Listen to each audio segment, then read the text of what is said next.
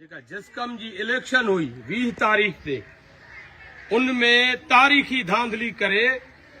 जेके असां सभु असांजो पैनल हो आकाश मलाह खां वठी भाऊ रमज़ान खासकेली ताईं अनवर चांडियो ताईं फ़कीर रमज़ान ताईं उहा असांजो सॼो पैनल खटी आयो आहे।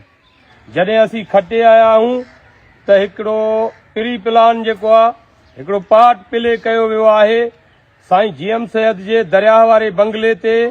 जेका राति बि हिकिड़ी बदमाशी कई वई कारकुन हिकिड़े खे दाब ऐं दड़का कया विया ॾाढ ॾमर जो ॾाकाओ फैलायो वियो त असां सभु कारकुन नेशनल कांग्रेस जा ख़ामोश रहियासीं ऐं सुबुह जॾहिं नतीजा पधरा थियण वारा हुआ त उते जेको आहे कमी लबड़ो जेको हिकिड़ो वाठो आहे मां सम्झां थो सैयद जो कारकुन न आहे सिंध जो आशिक न आहे जेको आहे उन जेको आहे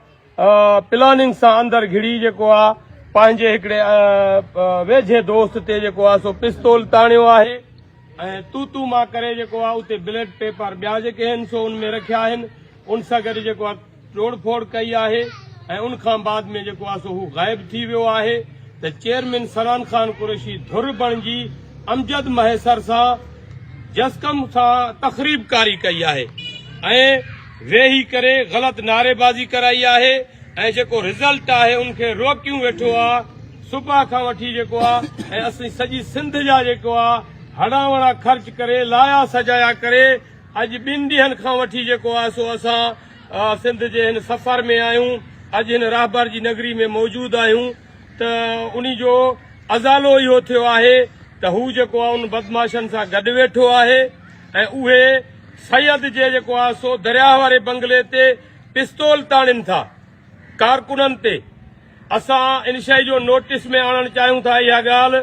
साईं जलाल महमूद शाह खे साईं ज़ैन शाह खे साईं मुनीर हैदर शाह खे त ही जेके हथियार उभा कनि था जेको आहे सिंध जे आशिकनि ते उन्हनि खां तव्हां पुछाणो कयो त ही पुरअमन ही सिंध धरती जा आशिक ही अदम तशद्दुद जा पैरोकार ही बशीर खान जा कारकुन जेके आहिनि कहिड़े लाणे में सुबुह खां वठी हिन महिल ताईं बुखिया ॾुखिया जेको आहे हज़ारे लखे रुपया ख़र्च करे जेको आहे सो वेठा रहिया आहिनि ऐं सॼो असांजो पैनल खटे आयो आहे नाइंसाफ़ी इहा थी आहे असां हाणे एहतजाज था कयूं जेको आहे पूरी सिंध ॾिसे पूरी सिंध ॿुधे जिस्कम जो हर कारकुन ॿुधे ऐं इन शइ जो अज़ालो करे त ही जेको भोतार सिस्टम आहे जेको आहे पार्टी जे अंदरि जसकम में उन खे असां रद्द कयूं था जेका बशीर खान वारी जमहूरियत आहे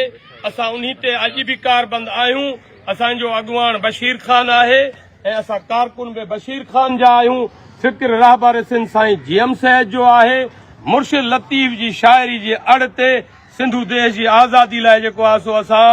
ॾींहुं राति जेको आहे सो हलूं पिया असांखे कंहिंजी बि परवाह न आहे जेको सरकारी सलीपर आहे जेको कारकुननि खे मुंझाए थो जेको कारकुननि ते खे मारे थो जेको पिस्तौल खणे थो जेको आहे सो उहो जमहूरियत न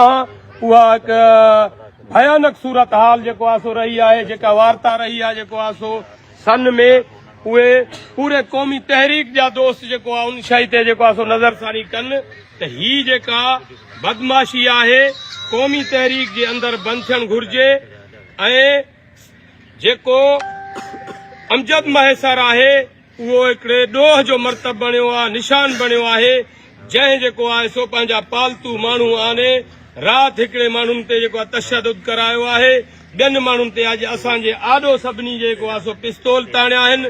ऐं जेको आहे सॼो रिज़ल्ट जेको आहे धरम भरम करे ऐं साईं खे चवां जेको आहे ख़ामोशी अख़्तियार करे वेही रहिया आहिनि।